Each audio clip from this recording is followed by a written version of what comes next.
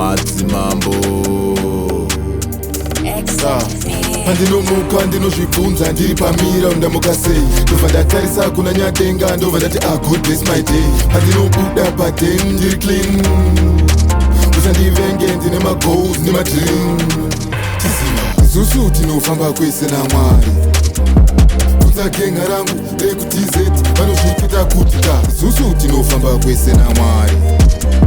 Bvunza genga rangu rekuDZ vanozvikita kuti takatanga vakatibhaisa vakatitsara maidea. Manje ndadzoka ndine chipawa chandakapiwa naMesaya. Pane vaiganza manje ma1 ndakazodzika chepakati. Hapana juju hapana tsotso zvagara zvedu ndezvaMwari. Okay, kubva pakutanga takachimhanya taizviziva kuti nguva nemukana. Vakandishora vakandijaja but pasina kana akadalo. Vatazozvona kuti ndiripo kozeni zvangu ndiri low but ndiripo aizidenja cause isusu tinofamba kwese naMwari. Bvunza genga rangu rekuDZ vanozvikita kuti ka. Isusu tinofamba kwese naMwari. Bvunza genga rangu rekuDZ vanozvikita kuti pandinomuka ndinozvibvunza ndiri pamira ndamuka sei. Ndobva ndatarisa kuna nyadenga ndobva ndati God bless my day. Yeah, what's happening everybody? Nizi Raps here.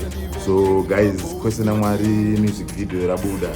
So Arasekwa music video rabuda. So make sure you go on YouTube and watch the video. I hope you are enjoying Roma Streets, and don't forget Kutimiken EP is dropping very soon. So make sure I'm going to magazine the internet, Masenyu pa TV.